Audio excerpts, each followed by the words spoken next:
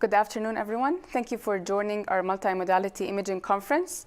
My name is Nadeen Faza. I'm one of the structural heart imagers here at Houston Methodist, and I'll be talking about new frontiers in structural heart disease imaging with focus on the role of 3D echocardiography.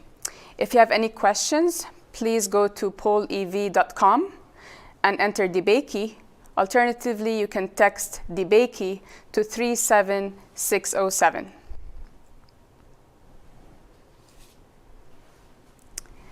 I have no disclosures. The objectives of my talk are to highlight the role of transesophageal echocardiography in procedural planning and intraprocedural guidance, and to emphasize the role of 3D echo in mitral and tricuspid interventions. This is going to be a roadmap for my talk. This is an on-fast surgical view of the mitral valve, and you can see here that the aortic valve marks the anterior border of the mitral valve. The left atrial appendage marks the lateral aspect. The interatrial septum marks the medial aspect. This is your anterior leaflet, and this is your posterior leaflet. These are the medial scallops closest to the septum, and these are your lateral scallops, which are closest to the appendage. So this is the view that we use when we are performing mitral interventions. Let's talk about the role of echo in procedural planning. Starting with the mitral valve. These are the current transcatheter mitral valve repair devices that are available, and they consist of leaflet edge-to-edge repair devices, direct and indirect annuloplasty devices, and finally, chordal replacement devices. This is a patient who was transferred to our valve clinic with severe shortness of breath and was found to have a P3 flail by an outside echocardiogram. These are his baseline images, and you can appreciate the flail P3 with a wide flail gap. When we perform 3D imaging of the valve, you can see that the patient additionally had an anterior leaflet cleft right there. So he had multiple pathologies: posterior leaflet prolapse with a P3 flail, in addition to anterior leaflet cleft, which was sizable. And this has implications for procedural planning. The point of this case is 3D can unmask a lot of pathologies that are not as clearly appreciated by 2D echo. So this is your P3 flail, and this is your anterior cleft. And this was an article that was published in JACE in 2018, where 1,000 patients with moderate or severe unexplained MR were referred for TEE, and about 600 of these patients underwent 3D imaging of the valve, and about 3.3% were identified as having mitral valve cleft by 3D imaging, again stressing the importance of 3D imaging when you're evaluating the mitral valve. And again, for pre-procedural planning of transcatheter edge-to-edge repair, some anatomical features of the mitral valve make such procedures more feasible, and these include pathologies limited to P2 or A2, so central defects, lack of calcification, a large valve with an area of more than 4 centimeters squared or a gradient less than 4, a flail width less than 15, and a flail gap of less than 10 millimeters. If you add, additional, multi-scallop pathology, a relatively smaller valve, or calcification at the grasping site, this can make such procedures more challenging. However, with advances in imaging and the availability of additional devices, we're able to tackle these more challenging procedures. But overall, these are some of the anatomical features we look at when we plan such procedures. And that's why pre-procedural imaging is very important for planning. We can also use 3D imaging to get a 3D mitral valve area at the mitral valve tips, and this is an example. And as I mentioned, an area less than 4 centimeters squared makes these cases more challenging and increase the risk of having mitral stenosis when you deploy a clip, for example. 3D imaging also helps us determine the etiology of mitral regurgitation. This is an example of a P2 flail right there. So this is, again, the posterior leaflet away from the aortic valve, and this is the anterior leaflet. And this is an example of functional MR, where you have annular dilation and tethering of that posterior leaflet.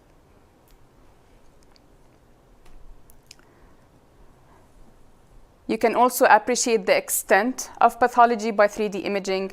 This shows us a focal P2 prolapse while this valve on the right side shows multi-scallop prolapse, so more extensive pathology, making it more challenging to repair by transcatheter edge-to-edge repair devices. 3D echo also helps us localize the pathology. Examples of P2 pathologies right here. This is A2. Remember the aortic valve when you're closer, so this is the anterior leaflet, and this is P3 close to the interatrial septum. So when you visualize the valve by 3D, you're able to localize the prolapse or the flare or the pathology and appreciate its extent. Don't forget about the commissures. Sometimes you can have flail of the medial commissure, as in this case, or sometimes a lateral commissure.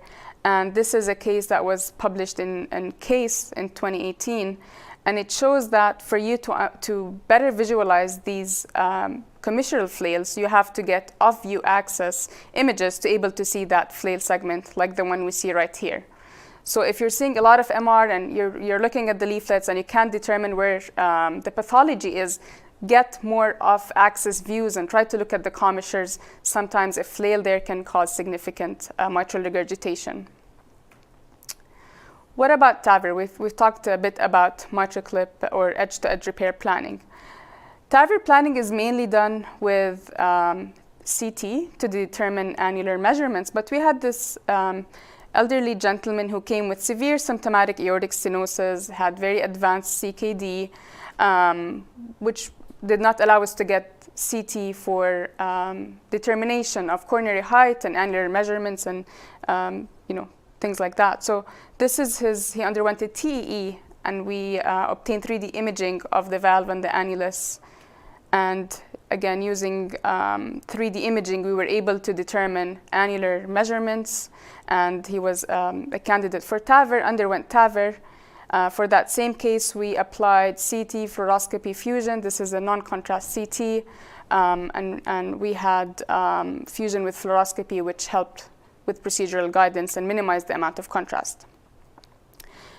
In terms of procedural guidance, echocardiography plays a major role, particularly intraoperative or intraprocedural 3D TEE. The first step of any mitral valve intervention, or most mitral valve interventions, include a transeptal puncture. And biplane imaging in this case can really help you determine your ideal transeptal site, because different procedures and different interventions necessitate different puncture sites. So this is biplane imaging. This is a short axis view of the aortic valve. So you have your aortic valve here marking the anterior aspect of the septum, and this is your posterior aspect. And if you biplane that, you get a biplane view. This is your SVC, so that's the superior aspect, and this is the IVC here, and this would be the inferior aspect. And when you do biplane imaging, as you're performing the transeptal puncture, you're able to see these in two simultaneous orthogonal views.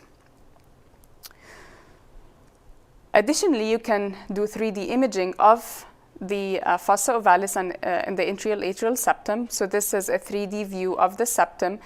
Imagine you're looking at this from the left atrial appendage. So this is your fossa ovalis. This is your transeptal needle right here. This is a prosthetic mitral valve.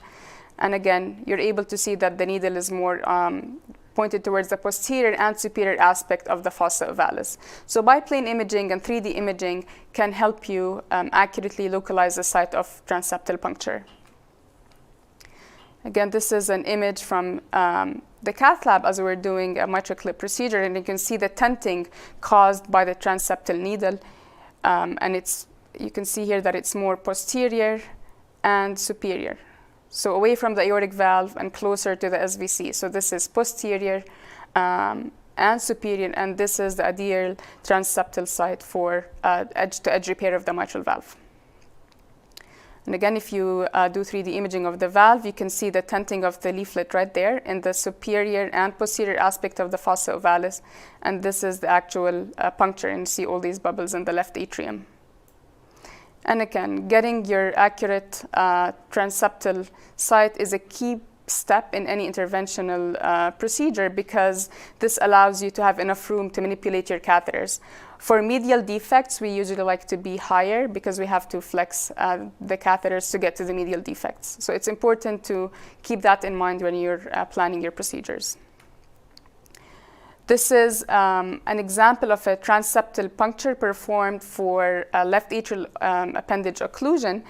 And we usually puncture more inferiorly right here, and the trajectory is anterolateral towards the left atrial appendage. So this is the catheter, this is the transseptal site. So different procedures require different transseptal locations. Let's talk about transcatheter mitral valve repair with a commercially available device, which is the MitraClip device. This is a patient, again, who presented to our valve clinic with severe shortness of breath with exertion, lower extremity edema, repeated admissions for heart failure. He had a history of CABG, was a high-risk surgical patient, and was turned on by surgeons. And you can see here that he had this P2 prolapse with severe mitral regurgitation. Again, 3D imaging of the valve showing the pathology.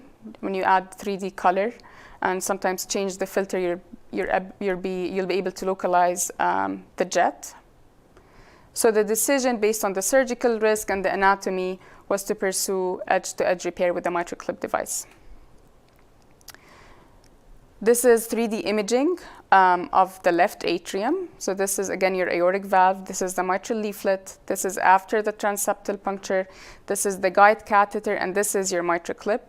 So again, 3D imaging would enable you to visualize all these devices and delivery catheters in relation to adjacent anatomical structures. Then you use 3D imaging to align your clip with that P2 segment. So you will adjust the clip, move it either lateral, medial. You can rotate it clockwise and counterclockwise to make sure you're perpendicular to the pathology and perpendicular to the mitral regurgitant jet. So 3D is very important for this key step. Then you advance your clip down to the LV. And this is your grasping view. You want to make sure your anterior leaflets and posterior leaflet are sitting on the clip arms. If you apply color, you want to make sure you're in that jet. So you see that we're targeting that jet. So we're very close. Again, you see the posterior leaflet and the anterior leaflet. And then we grasp those leaflets together, and we use echo to determine that we have adequate grasp of the leaflets. So we grasped E2 and P2, and the MR significantly improved. This is a 3D image of the clip at E2, P2, and you can appreciate this tissue bridge between the anterior leaflet and the posterior leaflet. And if you apply color, again, minimal residual mitral regurgitation. Again, this was a straightforward case. Remember, the pathology was involving P2, the valve was not small, there were no calcifications. So this was a straightforward edge-to-edge repair procedure. And I always say numbers don't lie when you're in the cath lab. So this is your pulmonary venous flow, and you have a systolic wave reversal before your mitral valve repair. And then you can appreciate the resurrection of the systolic wave. And this is indicative of a decrease in the LA pressure. And the LA pressure in this case was decreased significantly after the clip was deployed. And again, this is a deep transgastric view of the LVOT. And we obtain pre-repair stroke volume before the clip is deployed and after the clip is deployed. And you can appreciate that there is a significant increase in forward stroke volume. And this tells you that the amount of regurgitation was significantly reduced. So we always look for objective measures to tell us how successful the procedure was. This is a paper that was published by Dr. Avenatti and Dr. Little, and for post-MitraClip MR assessment, because it's challenging, you can't use your PISA, sometimes you have multiple clips, and what they've looked at was the value of 3D vena contracta for the assessment of residual mitral regurgitation. And what they found is that a vena contracta area of 0.27 centimeters squared had good diagnostic accuracy for moderate or more than moderate residual mitral regurgitation, and the area under the curve was 0.81. So this is another application where 3D imaging of the valve with color application can be helpful for residual MR assessment post-transcatheter edge-to-edge repair.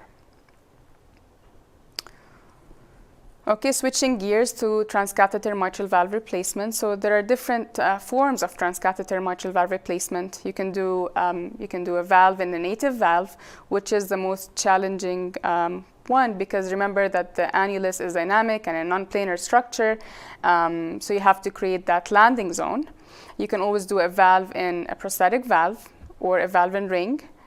Separately, you can also do a valve in MAC, which has its own limitations, and it's more technically challenging.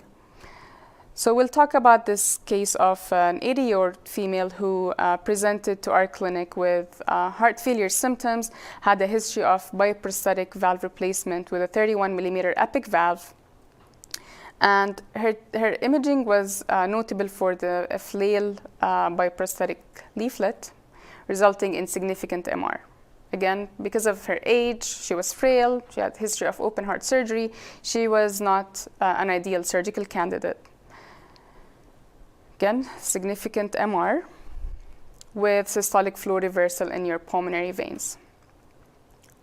We obtained the CTA to better look at the valve and the LVOT dimensions, and CT in TMVR cases is very important, because one of the complications is LVOT obstruction by the valve that you would implant. So getting your LVOT dimensions and the angle between the mitral valve and the aortic valve is very important, specifically in cases of TMVR in the native valve. You can all download the valve-in-valve mitral application, and if you know what biprosthetic valve the patient has, in this case our patient had a 31mm epic valve, then you can determine which transcatheter valves are compatible with that sized valve. And in our case, we decided to use a 29mm SAPIEN 3 valve. So this is our intra-procedural imaging. Again, this is a view of the prosthetic mitral valve. This is our transseptal puncture, and this is the delivery catheter. Remember, this is your anterior aspect, medial aspect. This is the septum. So you're able to visualize the delivery system going into the prosthetic valve. Advancing the valve and the balloon into the annulus. And of course, you'll have your fluoroscopic markers and images to further guide you. So here you can see this balloon inflation and the deployment of the SAPIEN valve in our prosthetic valve. Again, prosthetic valves are relatively easier to do compared to native valves, because you have a landing zone, you're able to see the prosthetic valve markers on fluoroscopy versus the native valve. But you still have to look for the complications, which we're going to talk about. So again, this is the deployment process by fluoroscopy, and this is the deployment process as visualized by 3D echo, and you can see the balloon dilation, the deployment, and the balloon deflation. Once this is done, we perform our echo assessment to check for paravalvular regurgitation, central regurgitation, and you can only see maybe trace MR in this case. Again, 3D imaging is key, especially when you're looking for paravalvular defects. So this is the newly deployed biprosthetic valve, and if you add color, you're able to appreciate just trace central MR, no significant PVLs. This is another case of severe functional MR. If you look at the biplane TE 2D images, you can appreciate that the LV function is depressed, the annulus is dilated, and the posterior leaflet is tethered. These are the hallmarks of functional mitral regurgitation resulting in severe MR right here. For this case, we decided to pursue TMVR with the Intrepid device. And different transcatheter mitral valve replacement devices have different anchoring mechanisms. Some have anchors, some have apical tethers, some rely on radial force, because again, the annulus is very dynamic and you have to create this landing zone. Nowadays, the MitraClip device has also been approved for management of functional mitral regurgitation. And you've all, I'm sure, are familiar with the COAPT study that showed the benefit of edge-to-edge repair in heart failure patients who are optimized on medical therapy. So this is our TMVR procedure. This is from the OR, and you can see, look at the apex, and you see this indentation. right there. This is our finger poking test. And this is where the surgeon pokes the apex, and the echocardiographer confirms the ideal transapical puncture site. This Intrepid valve was deployed using the transapical puncture site, and we also got CT images before that to determine the best intercostal space for that surgical incision. So this is the first step, which is the finger poking test. Then the valve and the delivery system is advanced into the left atrium, and then it's positioned in relation to the annulus. And again, this procedure relies heavily on pre-procedural CT imaging to determine annular sizes and dimensions and the right sized transcatheter valve. And you can appreciate this by fluoroscopy as well. Once you position it, then you deploy the valve. And you can see that the valve here is well seated. There does not seem to be any evidence of LVOT obstruction. These are 3D imaging of the newly deployed Intrepid valve, and the mean gradient in this case was 2 millimeters. There was no residual MR or PVL. And again, these are the procedural steps where you have advancement of the delivery system into the left atrium. This is what you see by 3D echo. Then the valve is opened and positioned in relation to the annulus, and the valve is finally deployed. So a combination of 2D and 3D imaging is very crucial in positioning these valves and making sure that the deployment process is smooth. Remember that the Achilles heel of TMVR is LVOT obstruction, because when you're doing a transcatheter mitral valve replacement in a native valve, then you're not really resecting the anterior leaflet, and there's a risk of causing LVOT obstruction if the LVOT area is small, or if this anterior leaflet is long, or if this septum is thick. So these are all things that we look at by CT before we plan such procedures. So the pre-procedural planning phase is key in all these structural interventions. Moving on to PVL closure, which is another procedure that relies heavily on intra-procedural guidance and pre-procedural planning. This is a baseline TEE of a patient with a bioprosthetic mitral valve who came in with repeated admissions for heart failure and hemolytic anemia. Anytime you see hemolytic anemia in somebody with prosthetic valves, always think about paravalvular leaks. So this is the 2D image showing the valve, and then you can see that there isn't much MR going through the valve, but you see these two jets right there. One is lateral and one is medial. And always remember to differentiate these paravalvular defects from normal washing jets of mechanical valves. For example, if the flow is within the valve ring, then that's usually a washing jet if it's minimal. And if it's outside the ring, that's when you start thinking about paravalvular defects. So this patient had two defects. One is medial, one is lateral. If you do 3D imaging of the valve, again, you can see that this area here and this area here might have defects. But remember, you can have echo dropouts when you do 3D. So you have to add color to confirm which are the real defects. So on this view, it sounds like there's a defect right there, but when you apply color, you actually have the PVL here and the PVL here.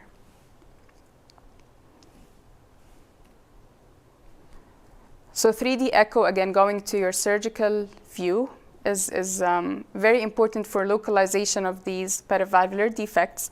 Remember, these are not linear defects. These are tortuous and sometimes hard to cross. So this is your lateral defect and the medial defect, posterior lateral and anterior medial. Remember, this is posterior, medial, lateral, and anterior.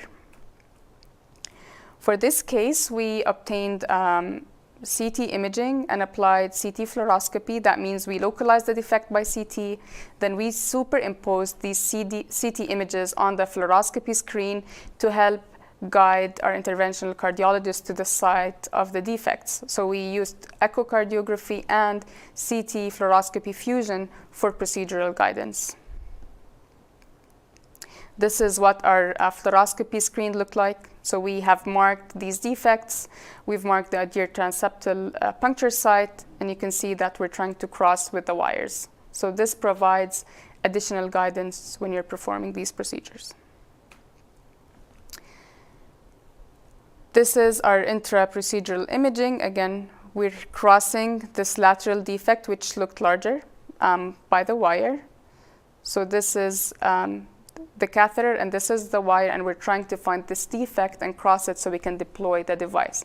And again, as I said earlier, they're not linear defects, they're tortuous, and they can be sometimes hard to cross. So you keep trying, changing the angle, apply color to make sure you're in the defect you're trying to occlude. We were successful in crossing the lateral defect, and this is the deployment of the VSD Occluder. So you can see it looks like a mushroom right here attached to the catheter. So you deploy the VSD Occluder based on the size of the defect, and then before you release, you have to check a few things. You first have to make sure that the device is not interfering with the prosthetic valve function. So you have to make sure that the leaflets are still moving. You check the gradients. You make sure that there's no mitral stenosis or there's no significant regurgitation if the leaflets are stuck. So you have to kind of look closely at the interaction of the device with the prosthetic valve leaflets. And you have to perform a tug test to make sure that it's stable before you release it. And of course, you have to make sure that you've reduced your mitral regurgitation. So in this case, this device was very stable, and we released it, and we were only left with very trace mitral regurgitation anterior to that device. So this was the first device that was deployed. We then tried to close the more anteromedial defect. And again, 3D imaging, looking at the wire, trying to cross that medial defect closer to the septum.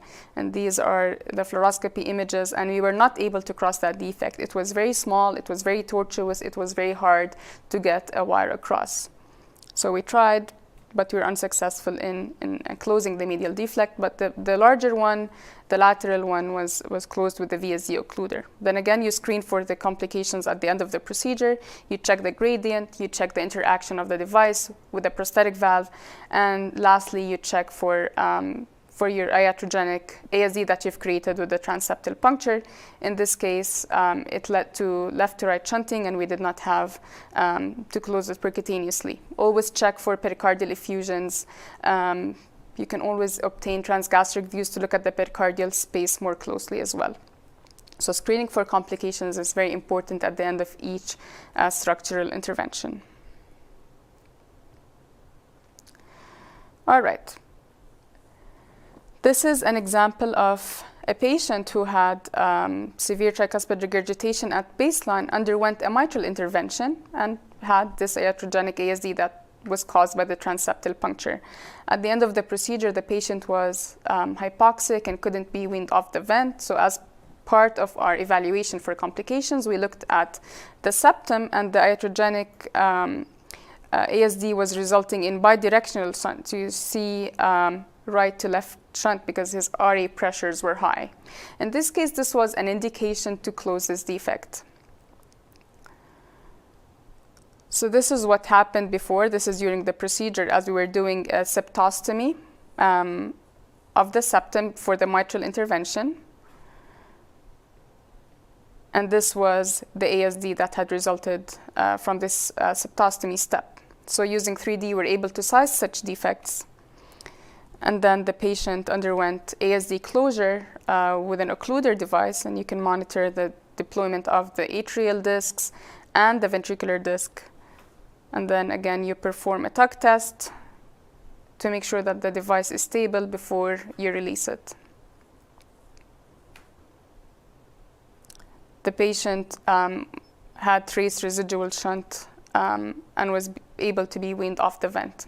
So again, The intervention is not done when the device is deployed. The intervention is done when you check for complications and treat any complications if present. Again, if you develop any hemodynamic compromise, always look for effusions, obtain transgastric views, because these things can be very subtle, and small amounts of pericardial fluid that accumulates acutely can lead to hemodynamic compromise. Let's talk about the once forgotten valve, the tricuspid valve, and let's talk a little bit about transcatheter tricuspid interventions, which is a very new and exciting and evolving field. So we all know that TR is terrible. It is a terrible disease to have, and it's associated with worse prognosis, independent of LV function, RV function, and age. So you can appreciate that the survival is decreased, and the cardiac events are higher when your effective regurgitant orifice area is more than 40. So significant TR is terrible and is associated with worse prognosis. And up until recently, we really didn't have many options to treat such patients percutaneously. Nowadays, we have a whole new world of devices and techniques by which we can tackle this device and treat tricuspid regurgitation.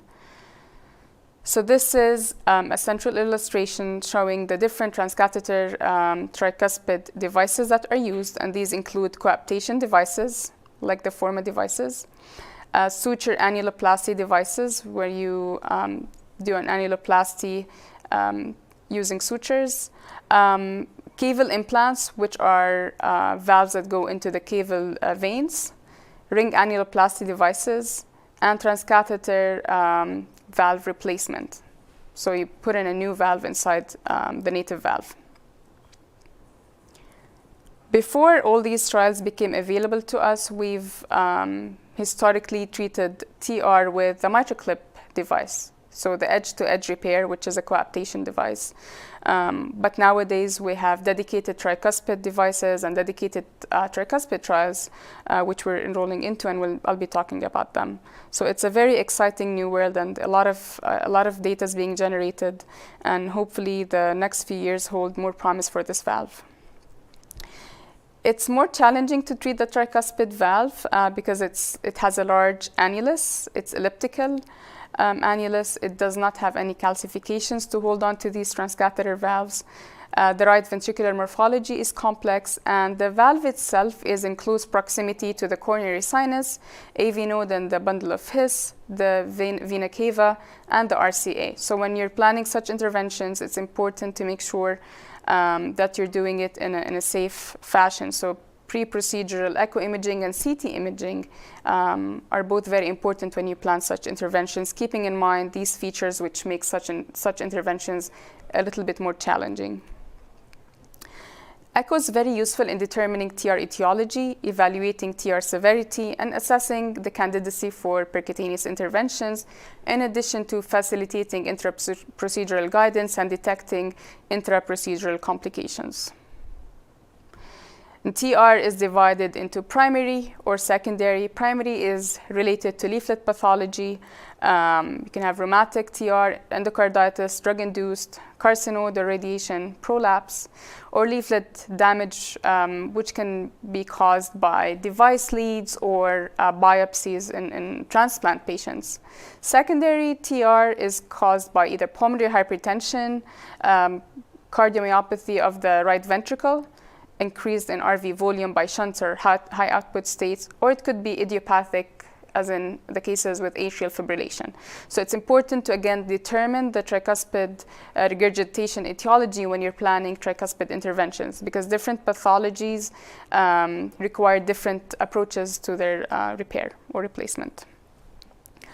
So this is a paper that was published in JACC in 2018, and it shows us that the severe TR with its different etiologies can have different options for percutaneous management. Let's take a few examples. So if you have a prolapse of a tricuspid leaflet, then edge-to-edge repair with a clip is a reasonable option. When you have rheumatic tricuspid regurgitation, then transcatheter tricuspid valve replacement is an option. When you have lead-induced TR, then you look at the tricuspid annular dilation. If the annulus is not too dilated, then you can use one of the coaptation devices. But if the annulus is too big, then you have to replace the valve. Similarly, secondary TR have different options depending on the degree of tricuspid annular dilation and tethering of the leaflets. The options include annuloplasty, either rings or sutures, coaptation devices with a clip or the Forma device, or valve replacement in the vena cava or a transcatheter tricuspid valve replacement. So determining the etiology and the anatomical features of the valve, like the coaptation defect, the degree of annular dilation, the degree of leaflet thickening, can all play a role in this decision-making process. And remember that, with different views of the tricuspid valve, you're able to visualize different leaflets. I think the tricuspid valve has been forgotten for so long. It always plays hard to get. So it's always hard to get the good imaging of the tricuspid valve in relation to other valves. But once you get into the exercise of getting different views, off-axis views, you're able to visualize the three leaflets, because it's really important to know where the jet is coming from. What site is the regurgitation jet coming from? Because that also helps you when you're planning your interventions. So these are examples of transthoracic views of the tricuspid valve, and in each different view, you're able to see different leaflets. Similarly, when you go to do a TE with mid-esophageal views, you can do biplane imaging, see two orthogonal planes and see these different leaflets. And it's very helpful to actually go to deep esophageal and even transgastric views to get short axis views of the valve and views of different leaflets. So for the tricuspid valve, some patients have beautiful mid-esophageal images and you're able to see the leaflets. Sometimes you actually have to go to transgastric views to better visualize the leaflets. So make sure you have, you try every different technique and try different views to visualize these leaflets, the anterior, posterior, and septal. This is a 3D view of the tricuspid valve. This is your right atrial view. This is the aortic valve, so this is your anterior leaflet. This is your interatrial septum, so this is your septal leaflet, and this is your posterior leaflet. And this is a view from the RV. So from the RV looking at the valve, and this is from the RA. And then you're able to see your three leaflets. And when it's challenging to determine which leaflet is which by 2D imaging sometimes, when you do your 3D imaging, you're able to determine the site of the jet. This is a case of severe secondary TR. You have a large right atrium, a huge regurgitant jet, and you can see that there's significant annular dilation. In terms of TR severity, this is what the guidelines tell us. These are some specific criteria for severe tricuspid regurgitation.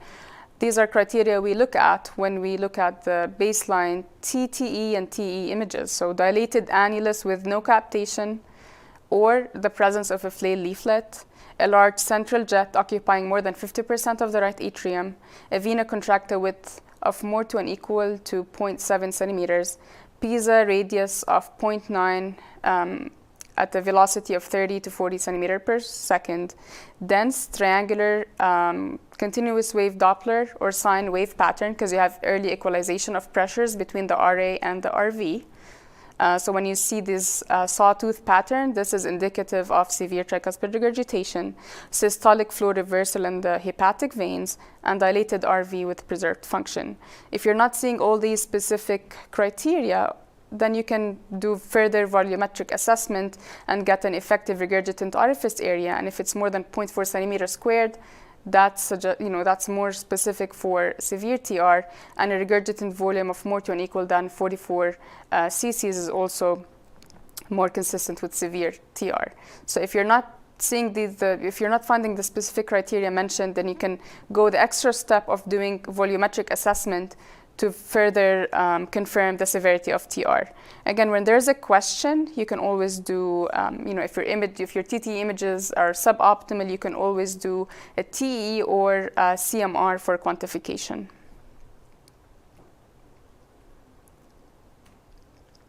This is a proposed new grading system for tricuspid regurgitation. And again, it's important when we're planning these procedures to know how severe is the TR. Sometimes you look at these jets and you feel like severe is just an understatement.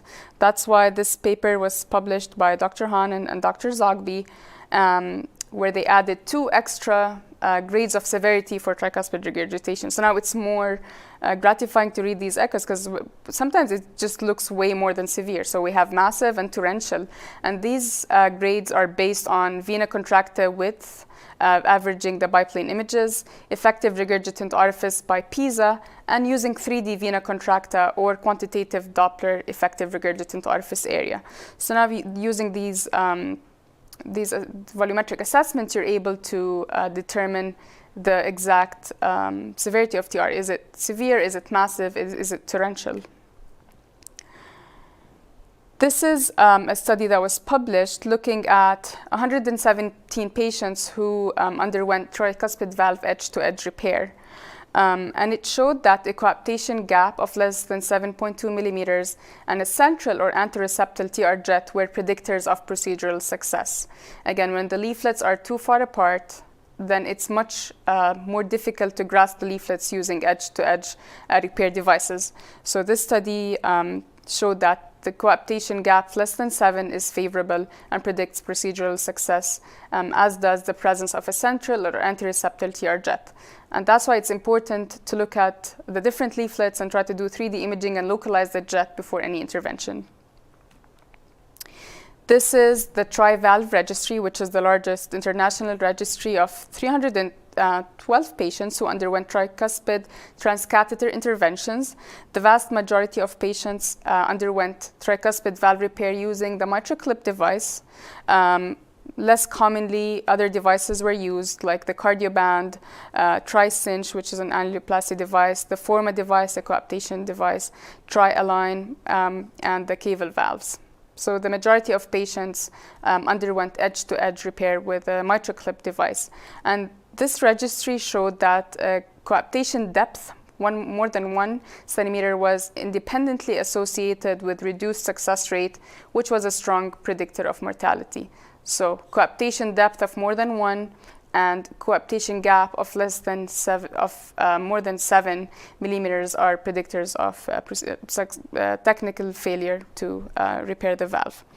This is a case of severe, or actually torrential, tricuspid regurgitation in one of our patients who was at a high risk for surgery. At that time, we did not have dedicated tricuspid devices available, so we decided to pursue edge-to-edge repair of the valve with a MitraClip device. The patient did not have the best mid-esophageal views, so these are the transgastric views, and you can see the short axis of the tricuspid valve showing the different leaflets. And if you do biplane imaging, and you can visualize the leaflets in this other on this other view. And you can move your biplane to visualize whichever 2 leaflets you'd like to visualize. This is a 3D view of the valve, and you can appreciate the anterior leaflet, septal, and posterior leaflets. And you can see that the gap is right there between the anterior and the septal by this view, right there. When you apply color, you can see the jet is mainly coming from this anterior septal juncture. This is our interprocedural echo, and you can see the clip right here pointed towards the posterior leaflet. But what we really want to target is the anterior septal leaflet. So under guidance of this 3D image, we readjusted the position of the clip, and now we crossed the valve in this orientation, targeting the anterior and the septal leaflets. So 3D imaging, again, similar to the mitral valve, is key in positioning such devices in relation to the anatomical structures. We're able to then grasp the anterior and the septal leaflets. So these are the mid-esophageal views, and then this is the transgastric short axis view, and you see the clip between the septal leaflet and the anterior leaflet.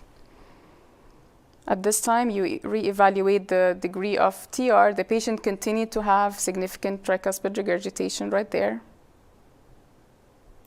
You can see that the jet has kind of moved and shifted between the anterior and the posterior leaflet. So we decided to deploy an additional device, which is right here. We're positioning it in this orientation to grasp the anterior and the posterior leaflets together. This is the final image showing the deployed anterior posterior clip, anterior septal clip. And you can see these two clips by transgastric views, and the patient had significant reduction in tricuspid regurgitation. I want to end my talk by sharing a few words about the TRILUMINATE pivotal study. So this is a study we're currently enrolling into, and the inclusion criteria include severe TR despite optimal medical therapy. So you have to make sure that these patients are evaluated by heart failure specialist, and they need to have heart failure symptoms, class 2 or higher. So severe symptomatic tricuspid regurgitation despite optimal medical therapy. And the device that is used is the MitraClip device. The exclusion criteria include a PA systolic pressure of more than 70, severe coaptation defect more than 2 centimeters, presence of a cardiovascular implantable device that would inhibit MitraClip placement. So these are the main inclusion and exclusion criteria. These patients are evaluated by our heart failure team. They're optimized from the medical standpoint. Then they undergo their TTE and their TEs and their right heart cath to determine the PA pressures. And the one-year result for the study was presented at PCR this year, and it showed sustained TR reduction using the MitraClip. So there was 87% of patients showed at least 1 grade improvement of tricuspid regurgitation at 1 year, and 70% had moderate or less TR at 1 year. So this showed sustained TR reduction. It also resulted in positive physiologic response. So once there was reduction in TR, you could appreciate the reverse RV remodeling. So you had smaller right ventricular and diastolic diameters. You had smaller right atrial volumes, and the TAPSE actually increased. So the reduction in TR caused by the MitraClip resulted in reverse RV remodeling. It also resulted in reduced hospitalizations in patients who underwent the tricuspid valve repair, and the procedural success was predictive of mortality and heart failure at 1 year. So these are 1-year data presented at PCR, and we're currently enrolling patients into the trial, the TRILUMINATE pivotal trial. So if you have any patient with significant severe tricuspid regurgitation, please reach out to our valve clinic, and we're happy to evaluate them for this trial. So the take-home points for my talk: imaging is key in pre-procedural planning of structural heart interventions. TE with the use of 3D imaging is instrumental in procedural guidance, and the tricuspid valve is no longer the forgotten valve. Stay tuned for more devices and more trials coming our way. Thank you so much.